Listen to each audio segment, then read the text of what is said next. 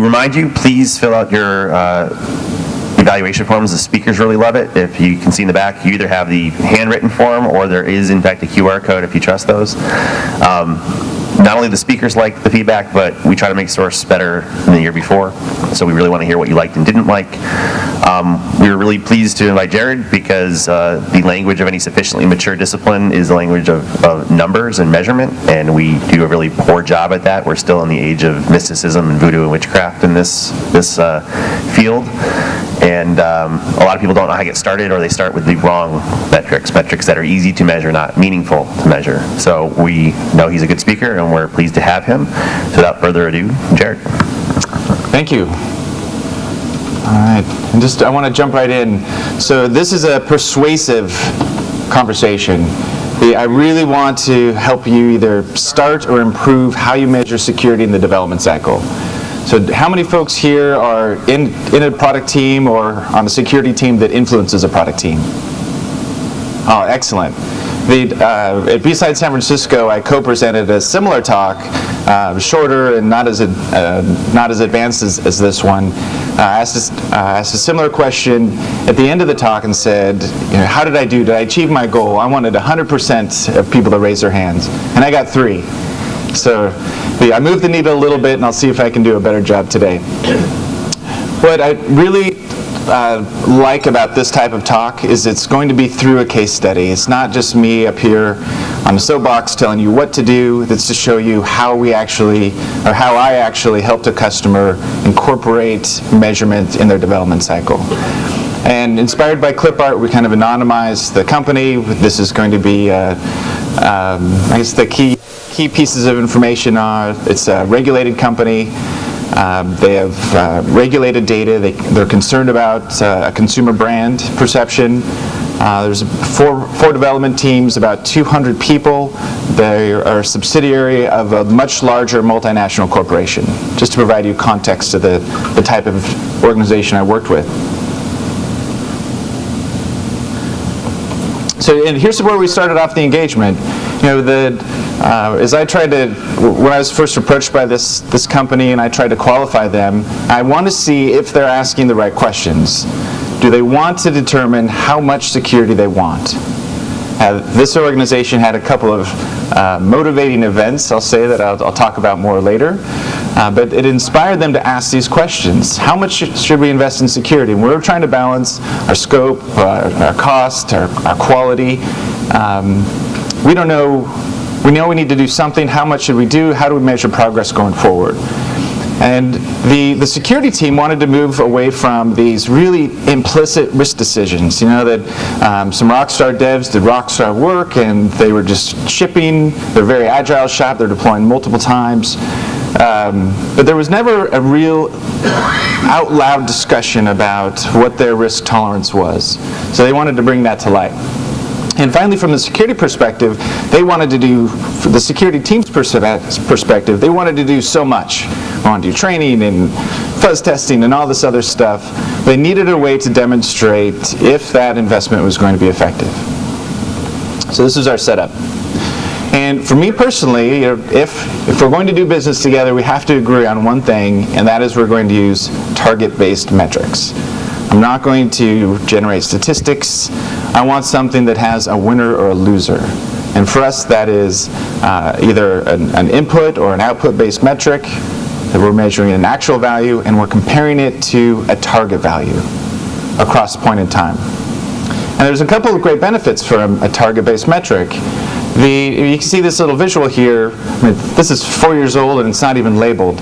But you can see, are those blue dots in the green or in the red? So when we measure expected performance against actual performance, it's really easy to communicate, are we above or below expectations? You can start with that conversation. And if we're above, we decide, are we spending too much? If we're below, should we be spending more or be more effective? And what these target values do for that point in time, it really helps inspire a risk acceptance or a risk tolerance conversation. If we're not performing at that target level, should we be, or why aren't we? And another nifty part here is this normalizes different metrics. So whether we have integer-based metrics that are ascending or descending, or we're measuring percentages, when you look at the difference between expected and actual progress, it normalizes those. So we can do roll-ups at a strategic level. All right. And feel free to jump out with comments or questions as I go through this. I know it's only a 45-minute talk. So in a previous version of this, I got some feedback that says, hey, Jared, you held out too long. I wanted to see the exact metrics that you deployed. So I'm going to go through these very briefly, but some of these I'm just going to plant some seeds because it will require some explanation later on. So these were the 7 metrics that we set out and deployed. The first 2 are what I call build metrics. These are measuring the progress of the software development lifecycle initiative. And the first one is percentage of SDL baseline tasks complete. And I'm going to describe what those tasks are in a bit. And this is to measure the tactical progress of starting up the SDL across 4 different teams. The second one was the percentage of apps baselined, and I'm going to tell you what we mean by baseline. And this is another build. From a strategic perspective, are the development teams progressing on the agreed upon, then negotiated schedule that we had? The third one, percentage of production security defects mitigated within policy. And by policy, I mean a time frame. There's an SLA that says, for this criticality, for this type of bug, it should be fixed within X time frame. And that time frame was negotiated with the DevOps teams. So this measures how well are we fixing. The fourth, number of production security vulns identified by criticality. This is a great output-based metric. So this is a key part for our feedback loops. What are our assessment teams or other mechanisms seen in production? 5, percentage of apps pen tested per year. So just as we have operational metrics for the development team, the security team is going to have some as well. And this is great to set expectations around the capacity of our pen testing service. Are we hitting these applications at the frequency that we think is appropriate for the business? These next 2 are really interesting. Percentage of dev team tasks completed pre-release. And I'm going to describe what a task is and how we define that going forward. And just as the dev team has tasks that we want to see if they're getting complete, the security team has a set of tasks as well. So the key message here, we have some build metrics, some tactical, some strategic. We have some output-based metrics from an operational perspective. They're going to give us feedback loops and to see if we need more or less SDL activities. That was really the strategic message. Any questions so far? How did you determine that the baseline, or like what it was supposed to be, was the right level? How did we determine what the baseline was the right level? Just ask the management and they gave you a good level, or? Determining that target is a negotiation. So the key part there is that we had a facility for negotiating and a way to capture that going forward. And that's a wonderful segue. Yeah, so you don't know that there's statistically significant improvements in some negotiated level. So we don't know what significant. It's negotiated level, and you do the best you can. So true, we don't know. What we do is we have a baseline, and we have something to either do more or less of going forward. Yeah, excellent point. We don't know what's right.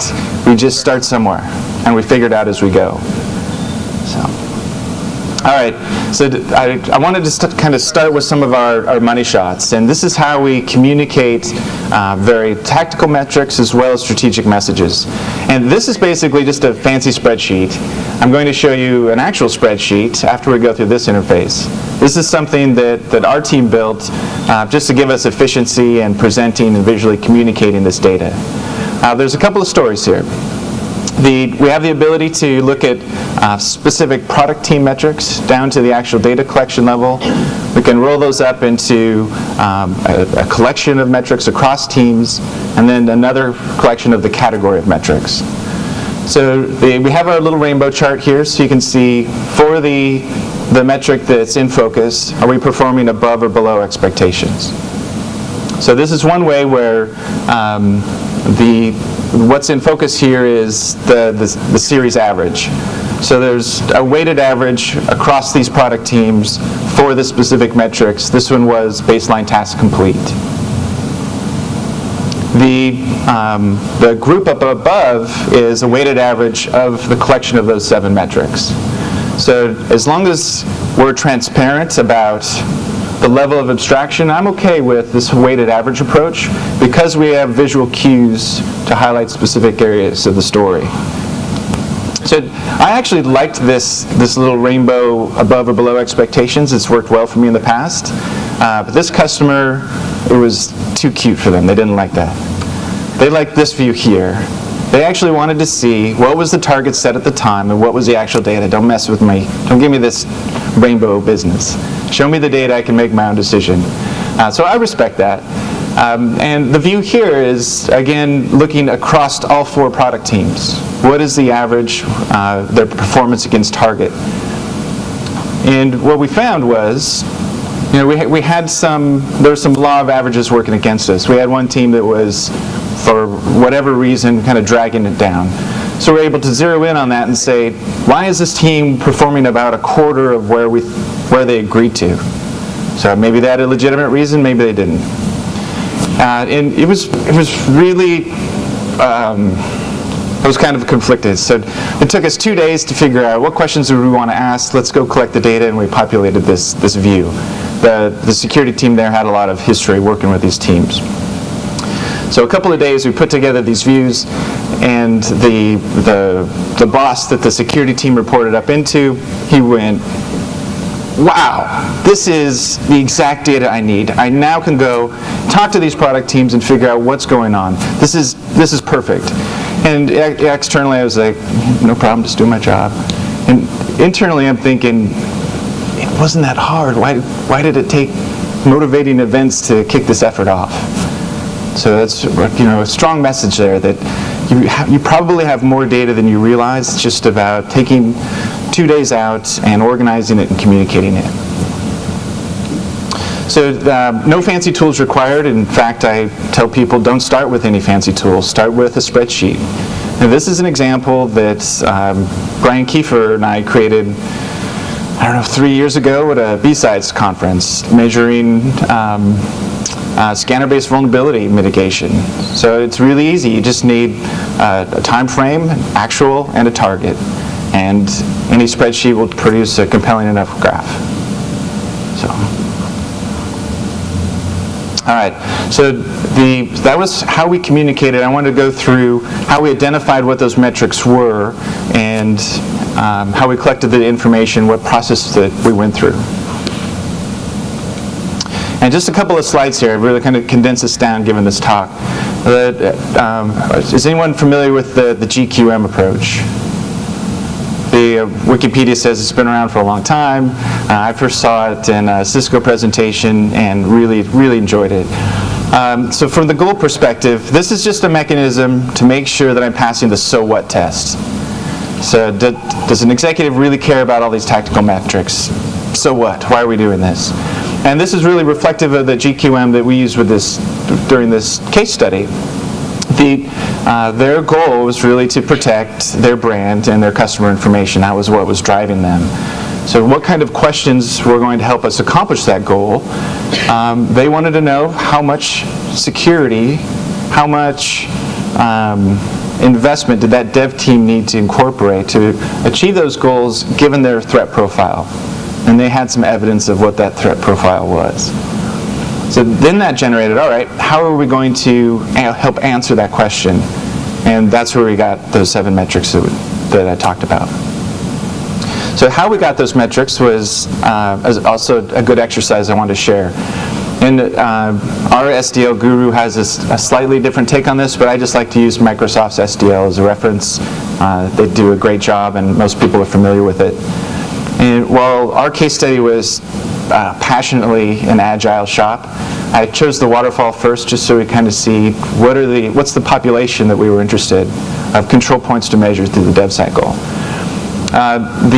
So these are pretty common. On the first side, we're training, have security requirements been identified for the application, privacy or security assessments, threat modeling, static analysis, all these types of things that we can measure. And I really wanted to highlight control points, or in Dan Gear's latest Usenix column, referred to as input metrics. I wanted to focus on my favorite output metric, and that was the pen test service. This, incidents were captured in a different process. So incidents and production bugs identified by our pen test service, those were our output metrics, to provide feedback to see if we should do more or less of these other things. So there were a lot of points there, and people went, whoa, there's no way my dev team is going to let me put that slide up and say we're going to screw with their process. So in the event of that happens, this is my proposal of the bare minimum, things to get started, to demonstrate value, to justify spending more of those input metrics. So the first one is training. It's really easy to measure. If developers been trained or not, the quality of training can be debated. Do they have a response plan? Or has that plan been exercised? Yes or no? Then you can take those two input metrics and compare what you see from our pen tests. If you don't have any evidence, definitely go get it. Whether you're internal teams, it's a fairly inexpensive way to get some evidence versus an incident. So that is my bare bones plan for getting it started. So now, we worked with a very agile shop. So again, it's not perfect, but I wanted to use a common reference, so we're using the Microsoft SDL Agile buckets here. So these are the one-time practices. And for us, some of these teams are just getting started with SDL. So we wanted to call this, we just called it baselining. So we called it something different, but I'll call it baselining here. So these are what are those one-time activities that the team has done? So the requirements, the training, we actually incorporated the assessments. Did they have an incident response plan? These were those very tactical steps that first metric was measuring for each product team. Does that make sense? Now we get into the sprints. We're moving fast. Security cannot get in the way, and it doesn't need to. So here's where we basically assign tasks. These are the tasks that we want to be performed. We want to measure that they're being performed for every sprint. And the first one was threat modeling. And there's some criteria there. I mean, we're not talking full-on data flow diagrams and comprehensive actor analysis. This was some specific guidance from the security team. Hey, devs, if your feature involves this regulated data or these types of security controls or this critical functionality, we want you to walk through these threat modeling steps that we trained you on, or engage us, assign us a task, and we will come and help you. So we don't really know if it's up to, we're trusting that the developers are going to do that activity. So we just wanted to check that it occurred or not. We're not looking at the effectiveness during the dev cycle. We're going to look at our output metric to determine that later. So for static analysis, incorporating this into the build process is something that they're still working on.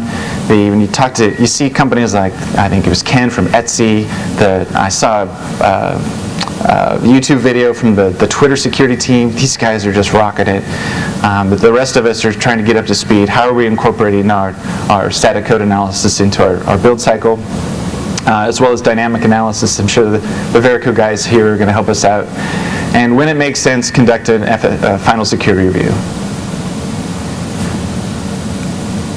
So for the bucket side, these are for this collection of sprints or significant release. It may or may not make sense to do more labor-intensive testing across that rev, but definitely here's where we want to engage our periodic pen test. Obviously, we can't do it every sprint, so we need to organize these for significant bucket releases. Make sense so far? So now we come back to our list of things that we're measuring. So there's actually a collection of tactical activities we call baseline. There's a collection of tasks that we're measuring from the dev and the security teams. And I don't know if you can read this. It says, the little bubble there, it says, thank you, application lifecycle management. So we would not have been able to measure those activities if their ALM tool wasn't so cooperative. So for every sprint, they have templates. So within that template, we added those specific security tasks. So the developer, they have their stories, and they have their baseline tasks. We were now part of those stories. So yep, done, done, done, done, done. And more importantly, the security team could extract the results of those tasks independent of the development team. So that was the big aha. We can collect all this data without ever interacting with the development team.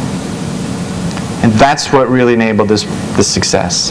It's like, yes, we inserted tasks, but if the development team is bought into this whole SDL concept, and in this case, they had a motivating event, so they bought in, here's a way we can start measuring our input and our output metrics without interrupting their workflow. So, important point.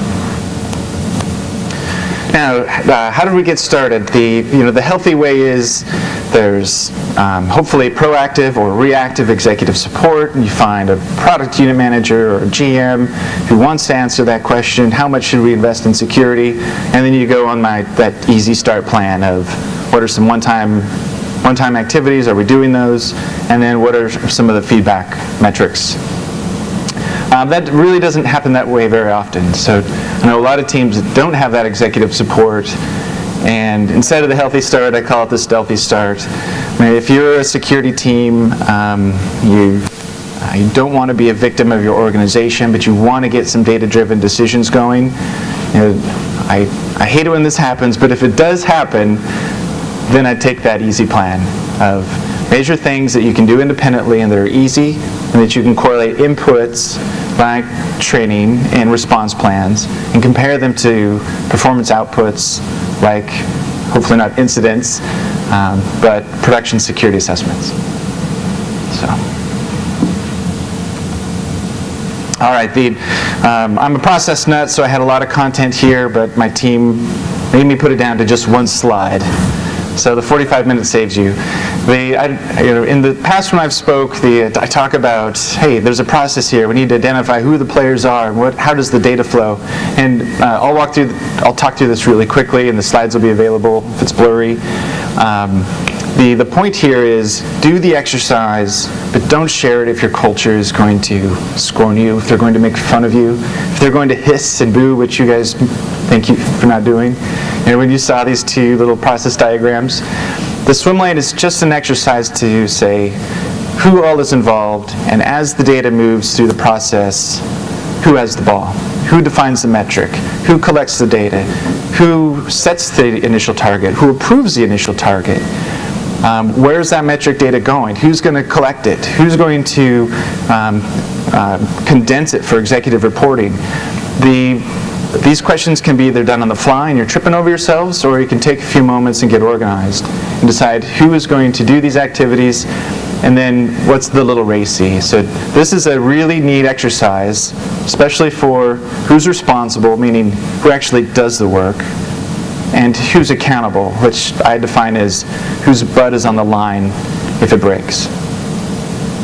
So when it comes to things like, what are my targets that I'm going to be compared against that go up to the executive committee, this RACI becomes pretty important. So again, you don't have to show it, but please do the exercise. It's helped me many times. All right, so I wanted to show and to share the process we used for defining what those targets were with this organization, and very simply how we collected the data and then reported on it. And using those visuals I talked about, or I showed in the very first part. So the target definition, it's a lot of fun. It's definitely an art, and you have to embrace the fact that you don't know the right answer. You just need to start somewhere. And so for this organization, we just start with the business drivers, and this really led our goal question metric approach earlier. And these these business drivers are pretty similar across all the companies I work with. From brand or strategic or competitive advantage, there's either a customer, maybe an employee privacy driver there as well. Sometimes compliance is the driver, not specifically for metrics or measuring ongoing performance, but that's a different presentation. And then we take out those business drivers and we look, what are the types of threats that could impact those? For this organization, they had some evidence, externally as well as past experience. The type of agent that they wanted to control was that criminal element. They weren't developing military secrets, they were providing a financial service, in my hypothetical example. And so this was the bar of the actor that they wanted to mitigate. Another artifact that I used to help drive that conversation was this little chart. It was something similar to this, where we have the agents on the Y, and on the X we have the amount of spending and maturity. And I used this to say, how much do we want to invest in key controls? So when it comes to SDL, they said, we want to do, emotionally, we want to do more than just the basics, but we don't want to go crazy. So I said, all right, let's pick some of those activities, those input controls. Let's find a baseline, and then we'll come back later to see if you want more or less. So that's what the circle there is and the question mark. So we really set the expectation that we don't know now, but we know we want to find the answer. Does that make sense? I don't know. I'm trying to go as fast as I can here. Then it comes time to how are we going to drive this target, and we told them what we're doing is we're creating our risk tolerance during this exercise. So from the security side, it came with their risk estimation tool. Whatever their methodology was, they had stories. They had evidence to articulate the potential magnitude and frequency of that loss occurring, the risk. Bring those stories into the development process and say, all right, given these types of risks with the impacts and the likelihoods, how much security do we want to incorporate? What type of controls do we want to incorporate into SDL? And that's what led us into that whole, what tasks, what stars we want to identify. And then when it came to targets, here's where the RACI really kind of did, I think it saved hours of arguing. When it came time to define the target, the accountable person was essentially the product unit manager, the GM. It wasn't the security team, it wasn't the development manager. We had a lot of responsibility, we were a key contributor there, but at the end of the day it wasn't our butt on the line, it was theirs. So they got the ultimate say. They're the ones that have to stand in front of the executive committee if something goes wrong. Maybe that sounds obvious. I was talking to somebody and said, no, in our organization, the security team is accountable. Like, wow, the security team gets to control the amount of activity that the product teams have and the business units. I bet that's a really healthy relationship. All right, so when it comes to evidence, can't emphasize this enough. So this is just my classic pyramid of evidence. The two kinds, the kinds that you get to find to incorporate into your risk stories and your estimates, and the kinds that find you. And when if you don't have enough evidence, we can articulate these risks, but we say we need more evidence on the impact side or on the frequency of this event happening. These are the two ways we can get it. So executive team, do we want to wait till it finds us, or do we want to go find it ourselves with varying degrees of confidence and make sure that that's incorporated? All of this was involved when we were discussing about metrics targets. So how cool is it that here we are talking about SDL metrics, and now, Jared, what are you two talking about? Risk estimation and risk tolerance. It's all part of the same program. Sorry if I'm Captain Obvious there. This is another really important piece, so forgive the swim lane diagram, I couldn't help myself. I call this the accountability process. And so the workflow here is, after we consolidated all these metrics, we worked really hard, we got all this data, we validated with the dev team, we're all on the same page. Now there's two messages here. One, we have to have a way to tell the story to the decision makers, to the executive team. So for example, in the visuals that we use, it was that little rainbow chart of above and below expectations, accompanied by that view of here's our target, here's our actual. So we have to have a way to communicate, and then if the executive says that's not acceptable, that person or that role has to have the authority to affect the scope, quality, schedule of the development team. If they don't, all that great work that we did is just a waste of time. And if we're way above target, they have to say, hey, maybe we need less security. Let's pull out some of these tasks. Let's run faster. So they have to have a way to, if they accept things, then do we need to refine these targets? So I was working with an organization. This was for scanner-based vulnerabilities, and the team, they were performing a governance function, measuring how well operations mitigating these scanner-based vulnerabilities. And they'd done a really stand-up job. They had the SLAs and the assessment processes. Really, everything was down well. They invested a lot of time in visualizing mitigation performance across the teams. It was really solid work. They went back to their management and the ops teams, and the ops said, we have other priorities. Don't bother us. And all that great work, and they didn't have this executives from land. So. Now, when it comes to automation, obviously, any manual task, you want to find ways to automate it. For us in this case study, we got partway there. So I mentioned we were able to define tasks within their application lifecycle management system, whether it's Team Foundation Server or something like Rally for agile shops. We were able to define what those reports were based off the tasks and download those into a spreadsheet, upload those into our presentation tool. So we still had some manual steps in there. The goal, though, is we did all that in 2 days. We wanted to show value really quickly to justify further investment. So where can we start scripting and gluing this together and spending more time on it? So by all means, start with Excel. I added the smile on the icon, even though I'm not happy with Excel. The latest version, it's definitely okay to start there. And before I open it up with questions, I really want to highlight the latest, the Usenix article from Dan Gear that came out yesterday. Measure like you meant it. It's, I don't know, can you say that some of Dan's work is better than others? I don't know if I qualified to say that, but this is my favorite. I'm comfortable saying that. It's fantastic. If anything you get from this talk, is go read this. Sorry. Yes?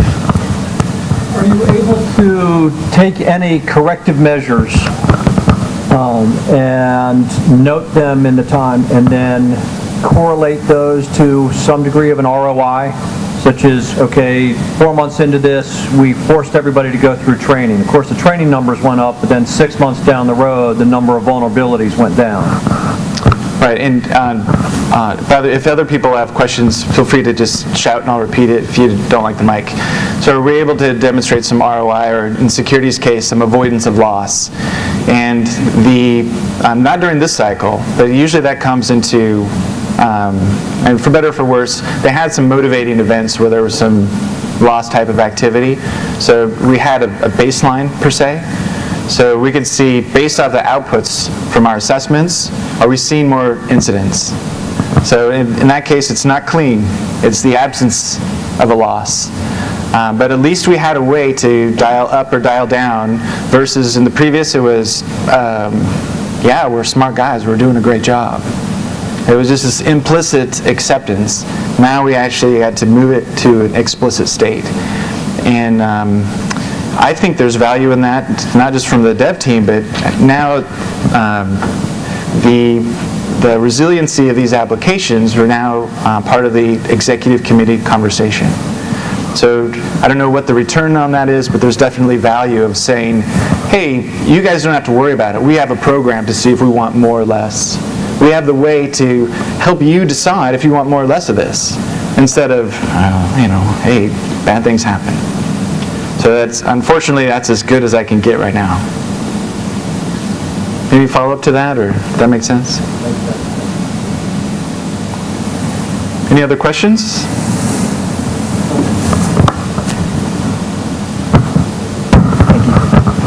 Have any of your metrics been used after the fact to improve estimating, future software programs, saying, hey, we're doing this here and it's going to take us X amount in the future, and have that be a better estimate than what was done in the past?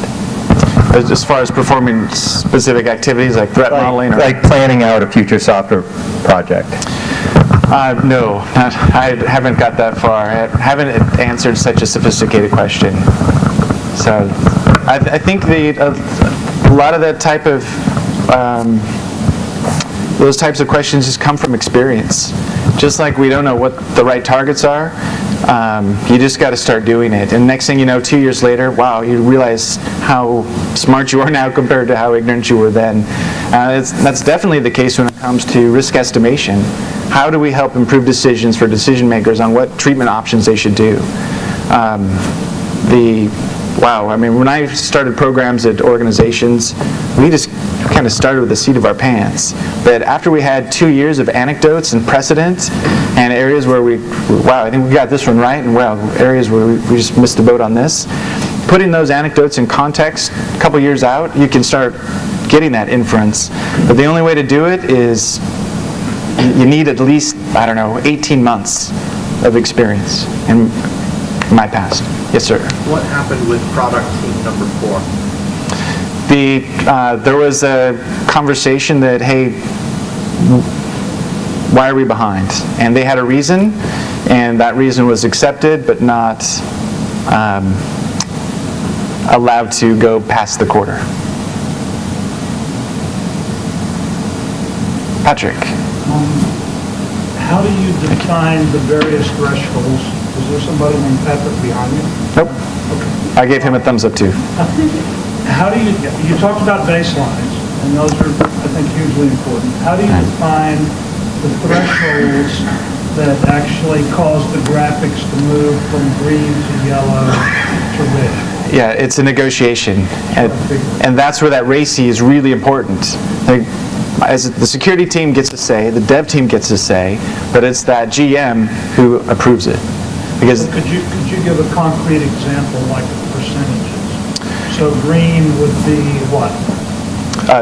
Above the target. Okay. And yellow is configurable, so 10 to 20% off target. And then we get into the scarier colors when we get greater than 20. And the value there, like we talked about, it's really to, especially early on, is to inspire the conversation, have transparency. It's like the securities boss saying, this is the data I need to have the conversation. I have data. It's not just me reacting as a victim. So may I follow up just quickly? Sure. So there were a lot of indicators on that dashboard. And so in this negotiation, when you define, say, 10 to 20% is yellow, does that mean every single yellow across the board is 10 to 20%? That's the way we started out to keep it simple. If they want to tweak those, it's in a spreadsheet, they can do that. In my experience, if you're going to manipulate the message, make sure you manipulate it in a transparent way. So, and that, I'm okay with that. Just a thought, follow up on that. It might be neat to have like a distribution, like the middle 90% fall. You were having just an average instead of have like a median, and then and the 90% fall here, and then like marking the outliers. Maybe so the leadership can say, oh, that's an outlier. What is that? Right. So the comment was different ways to maybe a distribution to show performance across teams, and. We had the ability for weighted average in there, but I really hesitate people to start tweaking with it. The more simple the story, the easier it is to tell, the easier it is to act upon it. That's just my opinion. There was another question out there. How does it apply to a DevOps environment? Same path? Yeah, how does this apply to DevOps? That's where we get into on the more agile side. So you have to define what the activities need to occur, but the security team just cannot be a part of the critical path. So let's make sure that those activities are occurring just very quickly. So, I mean, I've never worked with a team like in Etsy where they're shipping 50 times, or deploying 50 times a day, and everything's automated. One little tweak, send it out, one little tweak. So in that case, I think it's an extreme case of what we did, and that is, hey developer, if you're touching this type of data or this feature class, you need to do a threat model. And if you need some help, I mean, I think his name was Ken. He actually kind of articulated this. They had a special workflow for secrets and a way to engage the team if they wanted to do some code review. So that's really the only way to do it. And in our case, again, something like Rally, where you can automate the communication of those requirements and then the collection of the data is critical. So if you're generating metrics and tools like static analysis tools, I think they have a reputation for generating a lot of false positives, but there's latch on for that. And how do you deal with that conversation where someone's off and they're saying, well, let's take it to the So if I can paraphrase, when we have code analysis tools like static analysis, and it's generating large volumes of work and the false positives and legitimate problems, how do we incorporate that in the story? Is that fair? So for these dev teams, they weren't there yet on some of the analysis tools to look at the quality of the code they were producing. So we didn't incorporate that into our story. So that would those would just go into the general defects. So from an SDL program perspective, that might be interesting for some teams. For this organization, they're going to focus just on the input activities, and we would look at the output metrics. So those SCA might have identified a bunch of bugs. Hopefully they got prioritized and fixed accordingly. And if not, we're going to catch it either through an incident or for our pen test. As far as how is code quality and how effective are dynamic and static analysis, I think it's depending on the culture of the organization, if you want to have the visibility of that performance come across team up into a leadership conversation. So in this case, no. We have time for one more, maybe two. All right, perfect. Go read that article. Thanks.